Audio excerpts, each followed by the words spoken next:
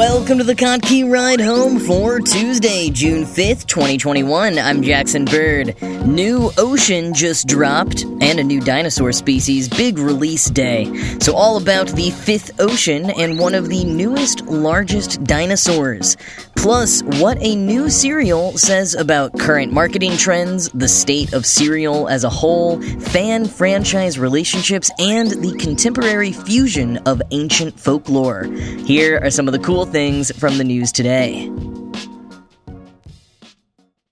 It's World Ocean Day, and National Geographic is celebrating by announcing a new ocean. Kind of.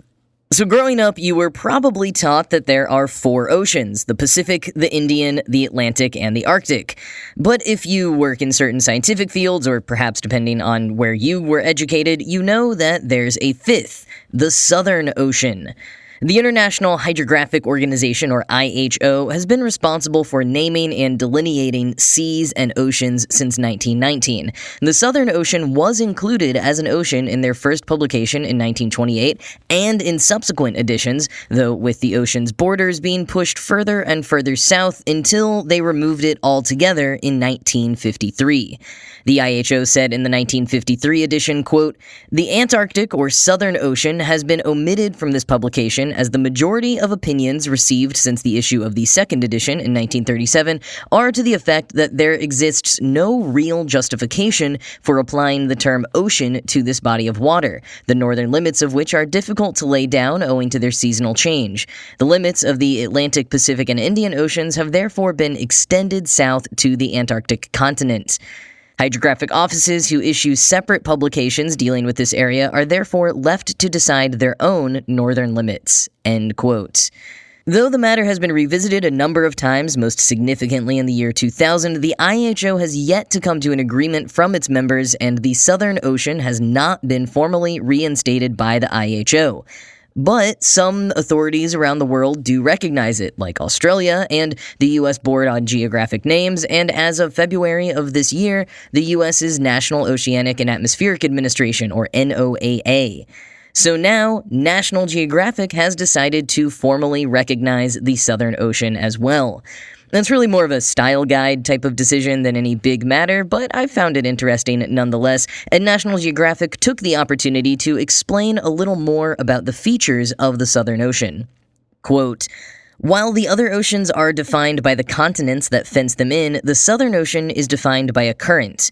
Scientists estimate that the Antarctic Circumpolar Current, or ACC, was established roughly 34 million years ago, when Antarctica separated from South America. That allowed for the unimpeded flow of water around the bottom of the Earth. The ACC flows from west to east around Antarctica, in a broad, fluctuating band roughly centered around a latitude of 60 degrees south, the line that is now defined as the northern boundary of the Southern Ocean. Inside the ACC, the waters are colder and slightly less salty than ocean waters to the north. Extending from the surface to the ocean floor, the ACC transports more water than any other ocean current. It pulls in waters from the Atlantic, Pacific, and Indian Oceans, helping drive a global circulation system known as the conveyor belt, which transports heat around the planet. Cold, dense water that sinks to the ocean floor off Antarctica also helps store carbon in the deep ocean. In both those ways, the Southern Ocean has a crucial impact on the Earth's climate." End quote. And human-driven climate change could be warming the water that's moving through the ACC. This potential impact on Antarctica and the environment overall is part of why National Geographic made the decision to formally recognize the Southern Ocean, to raise awareness of conservation efforts. Because, we can quibble about boundaries of the oceans, but like marine biologist and National Geographic explorer at large Sylvia Earle says, there is but one interconnected ocean. And we've got to take care of it. Like the tagline for World Ocean Day says, one ocean, one climate, one future together.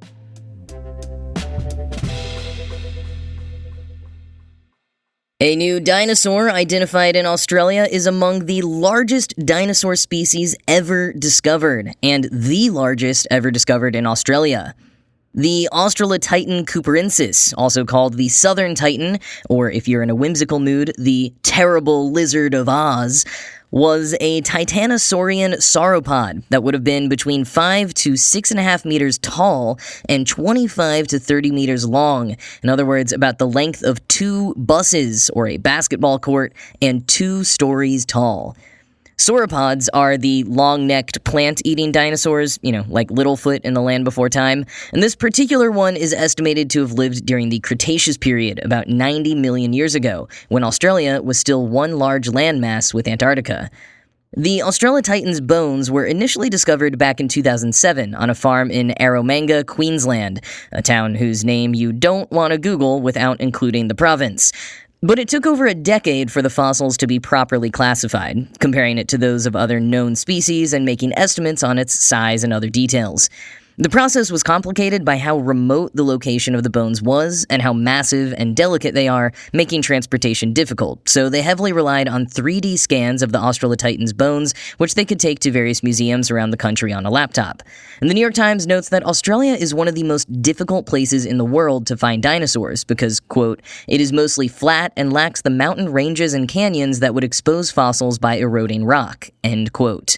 So Australia has only really gotten into the fossil hunting game over the past couple of decades, and paleontologists are hoping this discovery will kick off a wave of titanosaur-sized discoveries in Australia. 4 sauropods that lived during the Cretaceous period, including the Australopithecus, have so far been found in Australia. Writing in the conversation, the lead author of the new study identifying Australopithecus Cooperansis, Scott Hocknell, said, quote, "We found all 4 of the sauropod dinosaurs were more closely related to one another than they were to other dinosaurs found elsewhere. However, we couldn't conclusively place any of these 4 related species together in the same place at the same time. This means they could have evolved through time to occupy very different habitats. It's even possible they never met.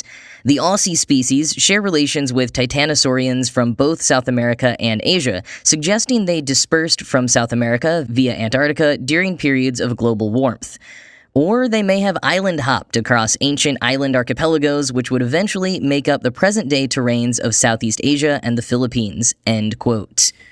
It's an exciting time in dinosaur country in Australia, where the Australopithecus and subsequent discoveries in Aromanga have led to the creation of the Aromanga Natural History Museum, where the fossils are displayed and studied, a huge boon for education, science, and tourism in a small town in the Australian outback.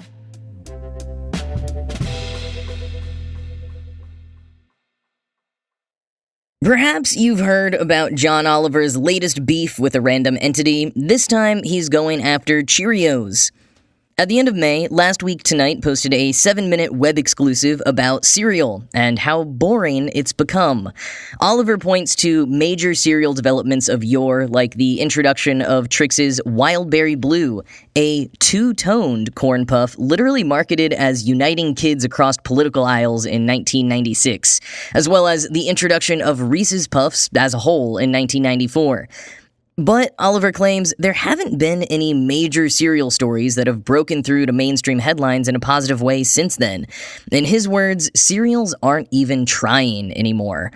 That's when he picked on Cheerios in particular for having the most boring online brand ever. As he said, quote, "They fully submitted to the worst toothless impulses that dominate positivity Twitter," end quote.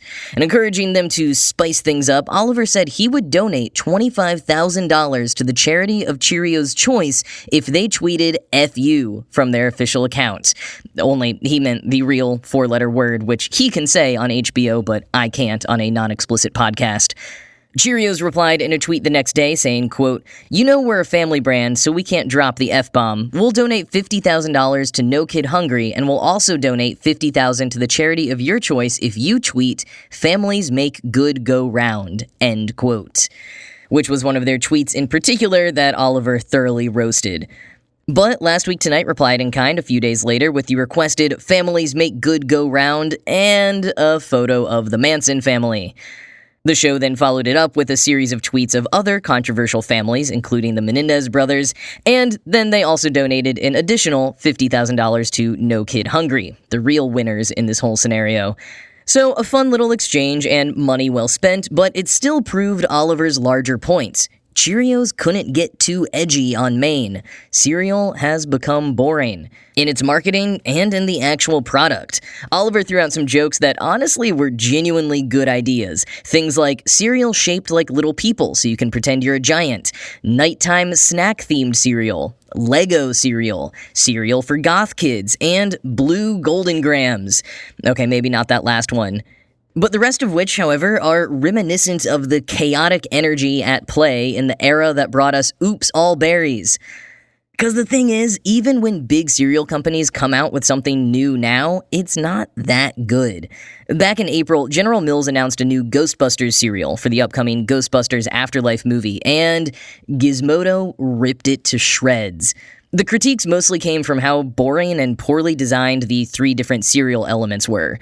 Red corn puff balls that are basically kicks, blobby white marshmallows meant to be ghosts that barely looked like ghosts, and blue marshmallow blobs that they claim is ectoplasm, but Gizmodo believes is supposed to be a new blue Slimer-like ghost that's going to feature in the new film, but that the cereal couldn't specify because the studio wouldn't let them, so it's just a twisted mess of corporate hellscape in a cardboard box. Further, Gizmodo compared this to another Ghostbusters cereal from 1985 that Gizmodo alleges did way better. It also had marshmallow ghosts, but they were better defined, and the corn pieces were in the shape of circular no signs to match the logo. Now, I'm not falling too hard into a camp here on which Ghostbusters cereal is better, but the passionate reaction from at least this one journalist lines up with John Oliver's point. Cereal got boring. And in rare cases where you could argue it isn't boring, it's just not breaking through to the mainstream news or zeitgeist.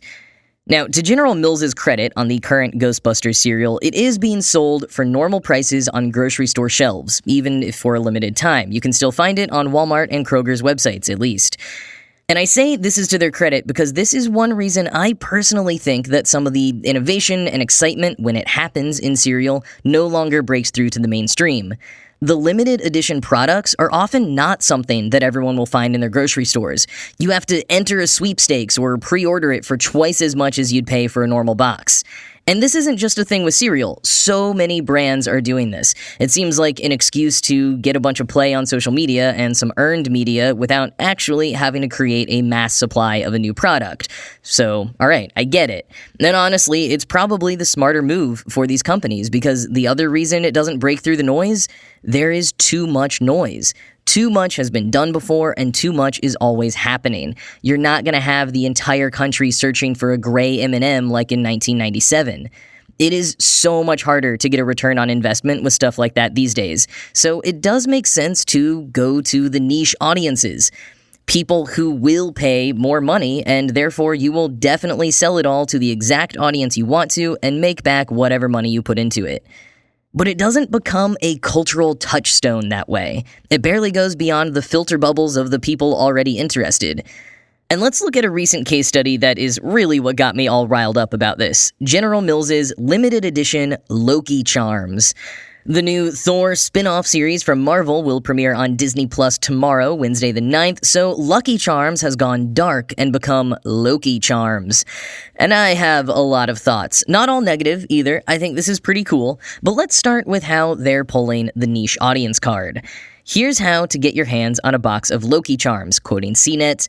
Fans will need to visit the mischievouslydelicious.com website on Wednesday to buy a box. The presale opens at 6 a.m. Pacific for participants who correctly guess the encryption password. You'll have to check the site to try your hand at figuring out the password. The regular sale for passwordless people starts at 8 a.m. Pacific. According to comicbook.com, the cereal will cost $8 per box, and only 3,500 boxes will be available. End quote. And further, get this, the cereal didn't even change. No redesigned Loki or Marvel-themed marshmallows, although CNET had a great suggestion for Infinity Stone marshmallows. No, the cereal inside the box looks exactly the same. It's just a paint job on the box, a black and green redesign that features cartoonified Loki on the front and a photo of Tom Hiddleston as Loki on the side. Which, I mean, of course, you're not gonna redesign all the marshmallows or oat shapes when you're only releasing 3,500 boxes. And I guess you don't want to take such a big risk on Loki Charms to do a major rollout. Or maybe Disney only paid you enough for a glorified social media campaign and not an actual cereal collaboration. Whatever the reason, considering how cool it genuinely looks and how good the joke is, I'm a bit sad at the lost potential. But let's talk about that joke. Lucky Charms to Loki Charms. That joke has been around for years. Tons of people replied to the cereal announcement tweet showing off the fan art that they'd made or bought over the years with the same joke on it. Now, I'm not saying that General Mills intentionally ripped off this low-hanging fruit of a joke from fans, though, I wouldn't be shocked if they did, but it's just not the most original idea, so another tick in the not super innovative box. The relationship between fans and franchises is a fraught one, in which you can easily get lost in the swamps of fair use, but it's something that becomes much more relevant when you start making limited editions specifically and arguably solely for superfans. This cereal is not going on the shelves to the masses. The people who are going to take the time to wake up early and crack that encrypted passcode to pre-order an $8 box of cereal have probably seen half a dozen variations on the Loki Charms joke over the past decade. Still, there is a certain thrill when the franchise takes a fan joke and bestows it with the authority of an official product. But there was one more thing that stuck with me when I saw the commercial that Lucky Charms put together for the cereal, which goes along with the idea of who owns these characters anyways. In the commercial, we see Lucky the Leprechaun reciting his usual line about the shapes of marshmallows while hopping around in a rainbow-bedecked field and creating a portal that he exits through. As soon as he's gone, a Lucky Charmsified cartoon version of Marvel and Disney's Loki appears in a puff of smoke with ominous backing music. He delivers the amended tagline, "They're mischievously delicious," and then turns the classic red Lucky Charms box into one better befitting his personal brand. Lucky the Leprechaun has been usurped by the ultimate trickster. Now, Loki, as much as this iteration is a Disney property now, is a real god from Norse mythology. And Lucky is a leprechaun, an Americanized and stereotypical version of the original supernatural being from Irish folklore. Both leprechauns as a whole and Loki himself tend to be associated with the trickster archetype, an archetype that includes other figures from mythologies around the world like Anansi, Kokopelli, Reynard the Fox, and Hermes or Mercury. But there's another figure that is occasionally associated with the trickster archetype, Luke, one of the major gods in Irish mythology, with massive apologies to the Irish for my pronunciation. Now, the trickster side of things only comes out in some interpretations, mostly in later folklore. He's more of a warrior king, sometimes compared to Apollo. But if you do a cursory search online, you can find tons of comparisons between Luke and Loki. Yeah, really, some people point to a lot of similarities in their parentage, usage of spears in key battles, association with lightning, and more to say that perhaps they are cut from the same cloth.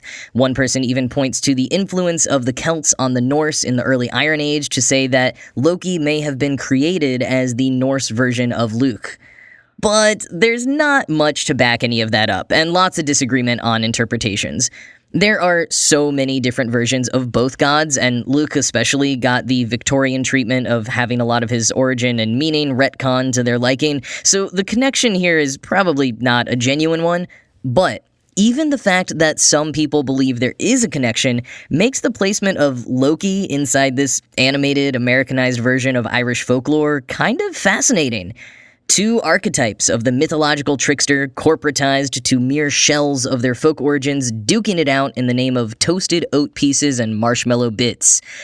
Now, in the same way that I'm not sure the people who came up with the concept of Loki Charms had ever seen any of the fan art making the same joke, I also don't know that anyone in the advertising room was really thinking about the deep origins of the two characters they were bringing to the screen. But like with all art, their intentions don't entirely matter. What we take from it is what ultimately matters for each of us. And while I won't be signing up on some website to pay $8 for a limited edition cereal, though General Mills, take note that if this were available on the shelf at my local grocery store, I absolutely would have bought a box, possibly even a few.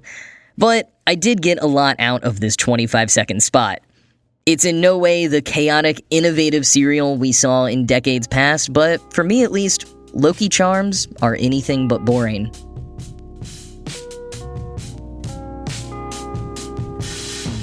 Well, that is it for today. Long episode today. If you're still here, thanks for sticking around through my whole serial rant. As always, this show was produced by Ride Home Media and Kottke.org. I am Jackson Bird, and I will talk to you again tomorrow.